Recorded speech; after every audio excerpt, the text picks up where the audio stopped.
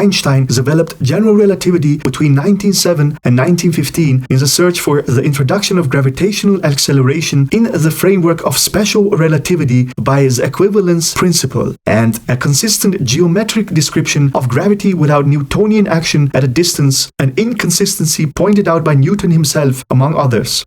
Breakthroughs in theoretical physics often came from resolving internal inconsistencies in existing theories, and inconsistencies between different theories or inconsistencies with observations, which are well known regarding general relativity, dark matter, dark energy, and perhaps also black hole singularities. The Big Bang singularity and cosmic inflation can also be considered empirical inconsistencies.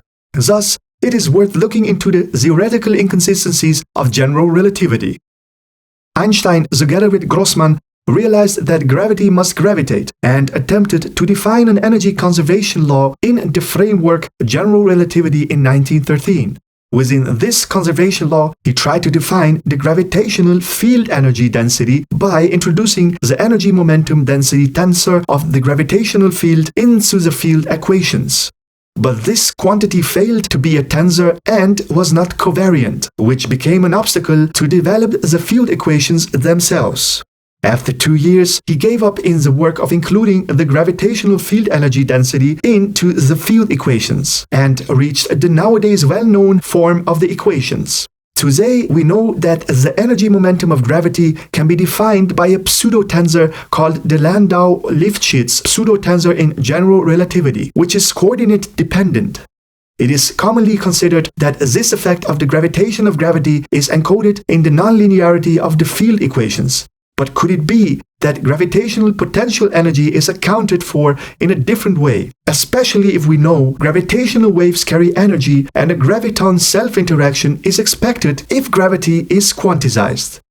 Einstein's pursuit for a relativistic gravitational theory was inspired by Mach's principle, which was introduced as a critic to Newton's notion of absolute space, time and motion in the rotating bucket of water thought experiment, and can be thought as the idea that local physics depends on the large scale, in particular that the inertia of a body is determined by the distribution of matter in the universe. This is due to the fact that any mass is being accelerated with respect to all the rest of the masses of the universe, and acceleration is defined relative to the frame of the rest of the universe.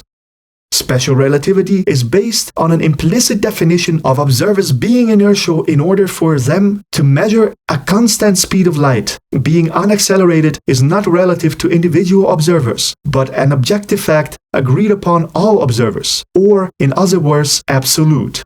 Thus, a particular motion is absolute acceleration, which according to Einstein was undefinable, and in fact, acceleration measured by an accelerometer is always relative to the frame of calibration. He had hopes that by using tensors in general relativity, he would achieve the strong Machian version of relativity. But although his resulting theory predicts that the distribution of distant matter determines the topological structure of spacetime, influencing local properties in some cases, such as the effect of frame dragging, acceleration was still absolute. Einstein thus abandoned the introduction of Mach's principle in his theory, and it is inconsistent with relative accelerations. But shouldn't be acceleration as really absolute if space, time, length, and velocities are relative? Apart from the fact that energy is localized in the Standard Model and quantum field theory, unlike in general relativity, where energy is not localized due to the gravitational energy of a curved spacetime as explained before. Absolute values of energy gravitate and are the ones that curve spacetime in general relativity.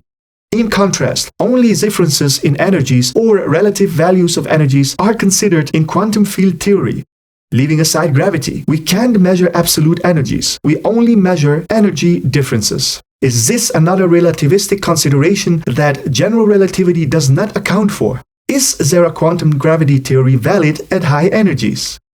Another feature of general relativity is that total energy conservation is violated whenever space changes in time, according to the covariant conservation law of the stress energy tensor. This is explained by Noether's theorem, by which global energy conservation cannot be defined in general relativity because there is no time translation invariance in the expansion of space. An example is that light photons in an expanding universe increase their wavelength, decreasing their energy. This contradicts the Standard Model and quantum field theory, in which their laws have time translation invariance, except for quantum fluctuations of quantum mechanics in sufficient small times. Is total energy conserved fundamentally, or is it just conserved in general relativity, which is of course a partial description of the observable reality? It is also worth noting that general relativity contains the same riddles that special relativity has. For instance, the fact that the speed of light is only measured as a two-way speed of light, the speed that light takes to go somewhere and then come back.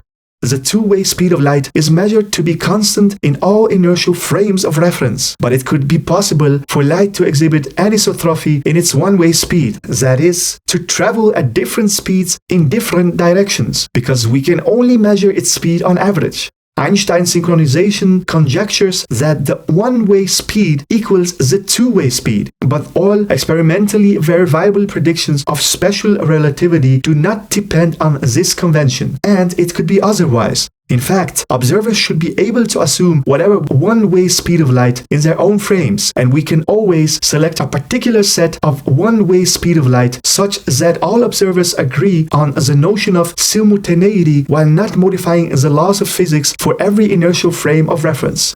The question now arises: is there a physical true master frame which sets true, universal, and absolute time? Geodesic incompleteness can also be cited as an inconsistency of general relativity, although it is usually tough to be an extension of the theory beyond limits of applicability into a domain in which quantum mechanics takes over. But the question of whether a modification of general relativity alone can resolve the black holes or Big Bang singularities is still open.